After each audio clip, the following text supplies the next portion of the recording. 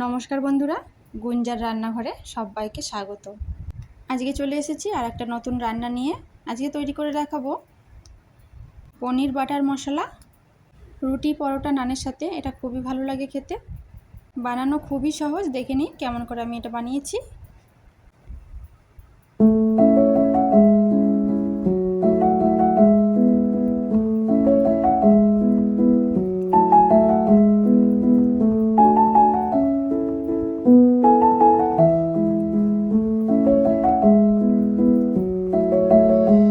রান্নার জন্য যা যা লাগবে আমি দেখিয়ে দিচ্ছি। লাগবে পনির, 200 গ্রাম মতন পনির নিয়েছি, আদা কুচি করে নিয়েছি, রসুন নিয়েছি 6-7 কোয়া, স্বাদ মতন লঙ্কা নিয়েছি, 2টো পেঁয়াজ কুচি করে নিয়েছি আর 2টো টমেটো নিয়েছি। আর লাগবে 12 থেকে 15টা কাজু। কাজুটা ভিজিয়ে রাখতে হবে আগে থেকে।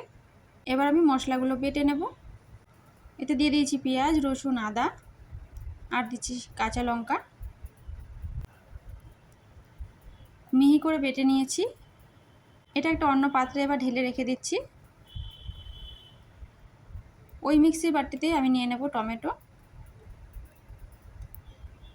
জিরা গুঁড়ো, ধনে গুঁড়ো হাফ চামচ করে নিয়েছি আর দিচ্ছি স্বাদ মতন লাল লঙ্কার গুঁড়ো।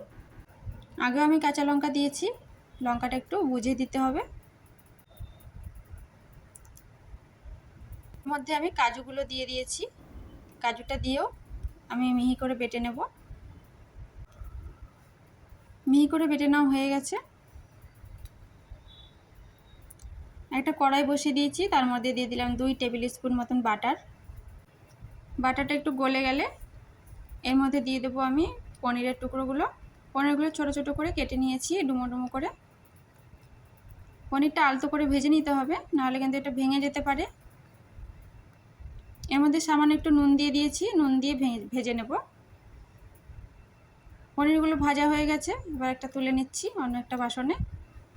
ওই কড়াইতে দিয়ে দিয়েছি সাদা তেল, তার মধ্যে দিলাম তেজপাতা, একটা তেজপাতা ছিঁড়ে দিয়েছি আর গোটা গরম মশলা দিয়েছি আর গোটা জিরা দিয়েছি। এবার একটু ভাজা ভাজা করে নেব। গোটা গরম মশলার মধ্যে দিয়েছি এলাচ, লবঙ্গ, দারচিনি। এলাচটা ফাটিয়ে দিয়ে দিয়েছি আর পেঁয়াজ বাটাটা দিয়ে দিলাম। পেঁয়াজ, রসুন, আদা আর কাঁচা লঙ্কাটা বেটেছিলাম ওইটা দিয়ে দিলাম। দিচ্ছি হলুদের গুঁড়ো। ভালো মতন এটা এখন কষিয়ে নেব। এই রান্নাটা আমি কম তেলেই করেছি, আর চাইলে আপনারা একটু বেশি তেল দিয়ে করে নিতে পারেন। দিলাম নুন হাফ চামচের মতন। টমেটো, কাজু আর জিরা গুঁড়ো, ধনে গুঁড়ো যেটা আমি বেটেছিলাম ওইটা আমি দিয়ে দিচ্ছি।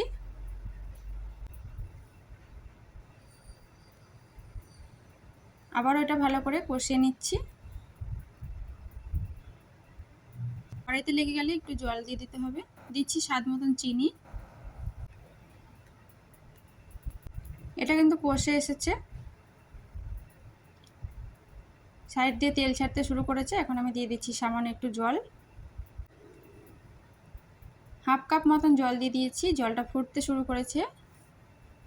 ঝোলটা যখন ফুটে যাবে তখন আমি দিয়ে দিলাম পনিরগুলো। ভাজা করে নেওয়া পনিরগুলো দিয়ে দিয়েছি।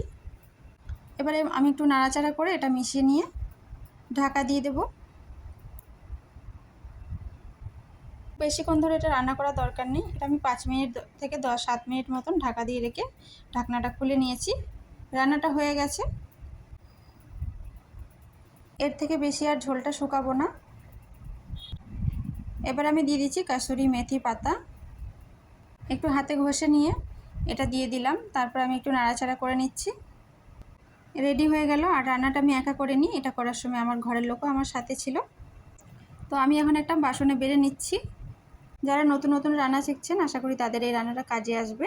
আশা করি রান্নাটা ভালো লাগলে লাইক, কমেন্ট, শেয়ার করে আমার পাশে থাকবেন। চ্যানেল যদি এখনও না সাবস্ক্রাইব করা থাকে সাবস্ক্রাইব করে আমার পাশে থাকার অনুরোধ করছি। ভিডিওটা এখানেই শেষ করছি। আবারও হাজির হয়ে যাবো অন্য কোনো ভিডিও নিয়ে। এতক্ষণ আমার সঙ্গে থাকার জন্য আপনাকে অনেক ধন্যবাদ।